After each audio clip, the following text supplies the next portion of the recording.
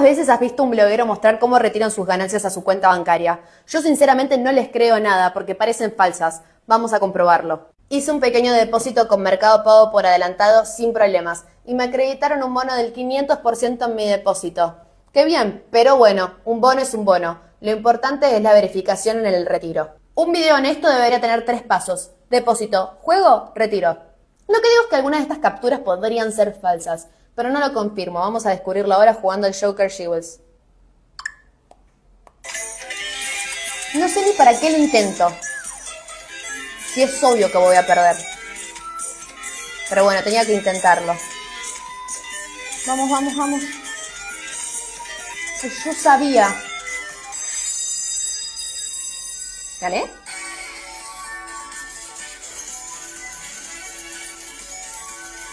Bueno, no son millones, pero algo es algo.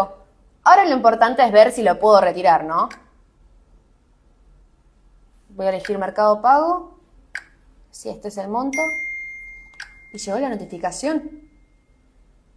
El dinero ya está en mi cuenta, ¿esto quiere decir que es seguro? En resumen, esto no es un plan para ganar dinero rápido. Si tenés suerte podés cobrar tus ganancias y retirarlas normalmente. Pero lo que voy es jugar responsablemente y solo con una cantidad con la que te sientas cómodo. Si quieres probarlo te voy a dejar el enlace acá abajo. मैंने ये new Creo beluga version 2 को जो वो try कर लिया। वैसे तो मैं इसको ट्राई नहीं करना चाहता था क्योंकि इससे लॉन्च हुए जो हो काफ़ी टाइम हो गया है। बट जब मैंने इसकी स्पेसिफिकेशन देखी तो मुझे लगा कि इसको जो वो ट्राई करना चाहिए क्योंकि ये हेडफोन कम प्राइस पे काफ़ी कुछ क्लेम करता है। लाइक इसमें आपको जो है 53 के लार्ज ग्रिफिन ड्राइवर मिल जाते हैं विद ड्यूल चैम्बर टेक्नोलॉजी। वैसे ड्यूल चैम्बर टेक्नोलॉजी जो है इस प्राइस में कोई नई बात नहीं है, काफ़ी सारे गेमिंग हेडफोन में मिल जाएगा। बट एक लार्ज 53 ड्राइवर वो भी ग्रिफिन जो इस प्राइस में डेफिनेटली रेयर है, शायद ही किसी और इस प्राइस के हेडफोन में आपको देखने को मिलेगा। मोस्टली 7000 से 15,000 रुपीज़ के हेडफोन में ये देखने को मिलता है। But as I always said कि ड्राइवर टाइप ड्यूल चैम्बर वो सब सेकेंडरी होता है, सबसे ज़रूरी होता है कि इसकी जो ट्यूनिंग है वो कैसी है। सो चलिए without wasting any time check करते हैं कि इसकी जो गेमिंग साउंड क्वालिटी है वो कैसी है, नॉर्मल गेम के अलावा एपीएस कॉम्पिटिटिव गेमिंग के लिए कितना आइडियल ऑप्शन है और इस प्राइस रेंज के जो दूसरे बेस्ट कॉम्पिटिटर है जो मैं ऑलरेडी ट्राई कर चुका हूँ उसके कंपेयर में ये कैसा है। So let's find out. Look wise वैसे तो अच्छा ही लगता है ये headphone, HyperX cloud similar look जो आपको इसका मिल जाता है। ऑफकोर्स बिल वैसी नहीं है, बिल में मुझे लगता है कि थोड़ा सा कॉम्प्रोमाइज़ यहाँ पे है, मे भी थोड़ी और बेटर बिल क्वालिटी जो है इसकी हो सकती थी। वैसे हेडबैंड जो मेटल का है, एल्यूमिनियम का है, तो ज़्यादा प्रॉब्लम ड्यूरेबिलिटी को लेकर नहीं आएगी, बट फिर भी काफ़ी जगह पे फिनिशिंग उतनी अच्छी नहीं है, वो ड्यूरेबिलिटी वाली फील जो है इसमें नहीं दिख रही। बट ठीक है, प्राइस कम है तो ज़्यादा कुछ हम कह नहीं सकते। वैसे इस प्राइस रेंज के जो ज़्यादातर हेडफोन हैं उनकी कहानी कुछ वैसी ही है। एंड डोंट वरी, बहुत ख़राब बिल भी नहीं है, मेरा तो काम है रिव्यू करना, तो मैं तो कहूँगा ही एवरेज बिल कह सकते हो। एंड इंप्रेशन इसका अच्छा है, सिंपल है, no branding, no RGB light, clean simple look है जो अच्छा लगता है। केबल की क्वालिटी काफ़ी अच्छी है, ब्रीडेड केबल है, काफ़ी हद तक जो वो टेंगल फ्री है। बाकी कंफर्ट अच्छा है इसका, एयर कप वैसे ज़्यादा रोटेटेबल नहीं है, बट हेडबैंड फ्लेक्सिबल है तो ज़्यादा प्रॉब्लम नहीं आएगी। वैसे हेडफोन काफ़ी लाइट वेट है तो ये भी रीज़न है कि ये कंफर्टेबल है। बट ऑफकोर्स मेन रीज़न है ये कूलिंग जेल एयरपैड्स काफ़ी बिग साइज़ के हैं, प्लस काफ़ी सॉफ्ट है तो एयर पे प्रेशर बिल्कुल भी नहीं आता है। एंड ये इंडियन वेदर के लिए जो है बेस्ट है, क्योंकि मटेरियल ये जो वाला जो होता है स्वेटिंग में प्रॉब्लम नहीं देता, तो कंफर्ट वाइज जो है ये अच्छा है। मैं 3 आवर्स प्लस इसको जो है कंटिन्यूस यूज़ कर चुका हूँ, नो हीट नो प्रेशर, मुझे काफ़ी कंफर्टेबल लगा। Even small medium big size head कोई भी हेड साइज़ हो आपको कंफर्ट को लेकर इसमें प्रॉब्लम वैसे नहीं आएगी। वैसे मैं अभी जो है बताना भूल जाता कि इसके जो ये big size cooling gel pad है उसके 2 बेनिफिट इस हेडफ़ोन को जो वो मिलते हैं। पहला तो एक तो नॉइज़ आइसोलेशन काफ़ी अच्छा हो गया है इस हेडफ़ोन का, बाहर का बहुत कम नॉइज़ जो है अंदर सुनाई देता है। एंड दूसरा एक प्रॉपर एयर सेल फिटिंग मिल जाती है तो बेस रिस्पॉन्स इसमें लीक नहीं होता है, तो ऑडियो में इसका बेनिफिट डेफिनेटली मिलता है। माइक्रोफोन इसमें फ्लिप टू म्यूट है, of course is better than physical button. Control के लिए सिर्फ आपके पास यहाँ पे वॉल्यूम व्हील है। अगर माइक्रोफोन की क्वालिटी की हम बात करें तो अभी मैं ये ऑडियो जो है इसके माइक्रोफोन से ही जो रिकॉर्ड कर रहा हूँ। वॉइस तो नेचुरल एंड क्लियर जो है ये कैच करता है, उसमें कोई भी प्रॉब्लम नहीं है। बट वॉइस की वॉल्यूम इसमें थोड़ी सी कम कैच होती है बिकॉज माइक्रोफोन तो जो है वो फ्लेक्सिबल है बट एडजस्टेबल उतना ज़्यादा नहीं है, तो उसकी प्लेसमेंट थोड़ी सी जो है वो दूर रहती है, प्लस साइज छोटी है, तो ऑफकोर्स ये भी जो है एक रीज़न है। एंड साथ में यहाँ पे जो मैं कीबोर्ड उसका यूज़ कर रहा हूँ मेरा, सो आप उसकी भी आवाज़ थोड़ी बहुत आपको आ रही होगी, बट ये ठीक है, इतना तो जो है वो रहेगा। तो ओवरऑल माइक्रोफोन बहुत अच्छा है, इसमें नहीं कह सकता। डेफिनेटली इस प्राइस रेंज में हाइपरएक्स रेजर के हेडफोन्स है, उसमें डेफिनेटली इससे थोड़ा सा बेटर माइक मिलता है। बट अगेन ये क्वालिटी भी जो है वो एक्सेप्टेबल है। इन गेम या फिर डिस्कॉर्ड में यूज़ किया है मैंने, एंड टीममेट को कोई प्रॉब्लम जो है आपको सुनने में नहीं आती है। Now let's talk about the sound quality. So मैंने इसको PUBG, PC, CS:GO and mobile में BGMI में जो है इसको टेस्ट किया है।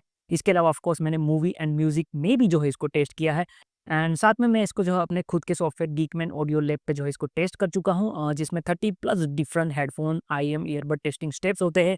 गेमिंग के अलावा कॉम्पिटिटिव गेमिंग के लिए डेडिकेटेड टेस्ट है, प्रीसेट इक्वलाइजर ट्यूनिंग मोड भी है। अभी ये बीटा टेस्ट में है, जल्दी ये खत्म हो जाएगा एंड जैसे इसमें मैं UI चेंज करूंगा, आप जो है मेरी वेबसाइट गीकमैन से इसको डाउनलोड कर पाओगे। सो सारे डिटेल टेस्टिंग के बाद अगर मैं बताऊं तो मैंने इस हेडफोन का जो फर्स्ट वेरिएंट था वो भी ट्राई किया है, 2 साल पहले आई थिंक मैंने उसको ट्राई किया था। उसके कंपेयर में डेफिनेटली इस हेडफोन में जो है वो इंप्रूवमेंट है।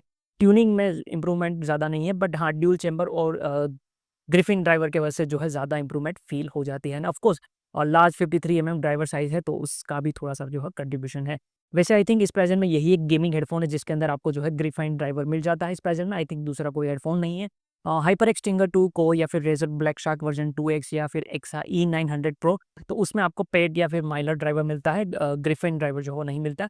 अब ग्रिफिन ड्राइवर का जो है फ़ायदा एक तो ये होता है कि एक तो ये काफ़ी स्ट्रॉन्ग होता है, तो हाई बेस पे फ्लेक्स बिल्कुल भी नहीं करता, तो डिस्टॉर्शन ऑडियो में कम आता है। मोस्टली हाई बेस ऑडियो में आपको इसका फ़र्क दिखेगा। उसके अलावा लाइट वेट होता है तो काफ़ी फास्ट रिस्पॉन्स देता है, तो साउंड थोड़ा-सा आपको जो है क्रिस्प लगता है। उसके अलावा कम पावर पे ज़्यादा एयर पुश करता है, तो थोड़ा क्लीन साउंड जो है ये ऑफ़र करता है। वैसे मुझे डाउट है कि एक्चुअल में इसमें ट्रू ग्रिफाइन ड्राइवर है या नहीं, बिकॉज़ थोड़ा-सा डिस्टॉर्शन तो ऑडियो में है। बट एनीवे प्राइस कम है तो ऑफ कोर्स ड्राइवर क्वालिटी में फ़र्क होगा, 19-20 का फ़र्क तो जो वो आएगा ही। बाकी ओवरऑल एक वी शेप ट्यूनिंग है, इसकी बेस पे ज़्यादा फोकस है, but thanks to dual chamber and tuning bass mid में जो है बिल्कुल भी मिक्स नहीं होता है, जो एज़ अ गेमिंग हेडफ़ोन अच्छा साइन है। सो गेमिंग में अगर कॉम्प्लेक्स सिचुएशन हो रही है जहाँ पे ग्रेनेड ब्लास्ट हो रहा है, साथ ही में व्हीकल अप्रोच अगर एक साथ हो रहा है, तब भी आपको फुटस्टेप जो है ईज़िली डायरेक्शन के साथ सुनाई देते हैं, तो ये अच्छा है। बाकी लो बेस में डिटेल थोड़ी-सी कम है, पर ठीक है। मिड बेस थोड़ा-सा एलिवेटेड है, बेस वार्म एंड पंची लगता है, अपर मिड काफ़ी क्लियर है, जो गेमिंग हेडफ़ोन में होना चाहिए, बिकॉज़ फुटस्टेप वहीं पे जो हो सुनाई देते हैं, तो वो जितना क्लियर, वाइड और डिटेल हो, उतना अच्छा है एंड इसमें जो है इस हेडफ़ोन में वो डिसेंट है। ट्रबल थोड़ा कहीं पे शार्प फ़ील करता है, बट बहुत ज़्यादा फैटिग फ़ील जो वो नहीं करवाता। अगर गेमिंग के हिसाब से अगर मैं बताऊँ तो पबजी, पीसी, CS:GO, BGMI में आपको फुटस्टेप डायरेक्शन, व्हीकल और बुलेट फायर डायरेक्शन ईज़िली इसमें सुनाई देते हैं। तो डायरेक्शनल साउंड इसमें अच्छा है, सेपरेशन अच्छा है, ड्यूल चैम्बर एक्चुअली यहाँ पे काम आता है एंड जैसा मैंने कहा था कि कॉम्प्लेक्स सिचुएशन में भी फुटस्टेप आपको इसमें ईज़िली सुनाई देते हैं। लेकिन एक चीज़ है जैसा कि मैंने कहा था कि ट्रबल इसमें थोड़ा-सा शार्प है एंड वैलोरेंट की जो ट्यूनिंग है वो वैसे भी थोड़ी-सी शार्प है, तो उसमें आपको थोड़ा-सा ये अनकंफर्टेबल लगेगा। बट ये प्रॉब्लम आप इक्वलाइज़र से जो वो सोल्व कर सकते हो। एंड इतनी मेहनत अगर आपको नहीं करनी है एंड सिर्फ वैलोरेंट के लिए आप कोई गेमिंग हेडफ़ोन देख रहे हो, then Razer Black Shark version 2X जो आप इस प्राइस में देख सकते हो वो बेटर है, क्योंकि उसमें थोड़ी-सी ट्यूनिंग जो है वो बैलेंस है। बाकी दूसरे गेम्स के लिए इसकी ट्यूनिंग जो है वो अच्छी है। इवन मूवी म्यूज़िक के लिए भी ये ठीक है। लोअर मिड में डिटेल कम है, थोड़ा-सा वोकल में है जो वो क्लैरिटी नहीं है, बट ये एक गेमिंग हेडफ़ोन है and as a budget gaming headphone plus music headphone ये ठीक है। बाकी कॉम्पिटिटिव गेमिंग के लिए क्या ये सही है नहीं, क्योंकि काफ़ी सारे लोग जो है मुझे हमेशा कमेंट में पूछते हैं, तो मैं हमेशा से रिकमेंड करता हूँ कि अगर कॉम्पिटिटिव गेमिंग के लिए अगर आप कोई हेडफ़ोन खरीदना चाहते हो तो ₹5000 का बजट जो वो भूल ही जाओ। या फिर आप कर सकते हो कि इस प्राइस रेंज में जो है कोई बैलेंस ट्यूनिंग वाला इन ईयर मॉनिटर है, ईयरफ़ोन जो है वो खरीद लो, वो ज़्यादा बेटर है। क्योंकि कॉम्पिटिटिव गेमिंग के लिए एक balance audio plus mid range अच्छा होना चाहिए एंड सबसे मेन इमेजिंग बहुत अच्छा होना चाहिए। तो इस प्राइस रेंज में सिर्फ वो IM के अंदर ही जो आपको मिलेगा, उसमें भी 1-2 ही अच्छे हैं, तो गेमिंग हेडफ़ोन में आपको जो है वो नहीं मिल पाएगा। बाकी ओवरऑल मेरे हिसाब से प्राइस के हिसाब से ये क्रियो बेलुगा वर्ज़न 2 अच्छा गेमिंग हेडफ़ोन है। इसमें अभी के लिए बेस्ट आप गेमिंग हेडफ़ोन अंडर ₹3000 डेफ़िनिटली जो है इसको कह सकते हो। अगर कंपेयर करें इस प्राइस रेंज के दूसरे सबसे best selling headphones like Hyper X Stinger 2, Razer Black Shark version 2, EKSA E900 Pro and Stinger 2 core, then बहुत ज़्यादा इन सब में जो फ़र्क नहीं है। अगर शॉर्ट में यहाँ पे कहूँ तो ये भी जो है उतना ही अच्छा है। हाँ,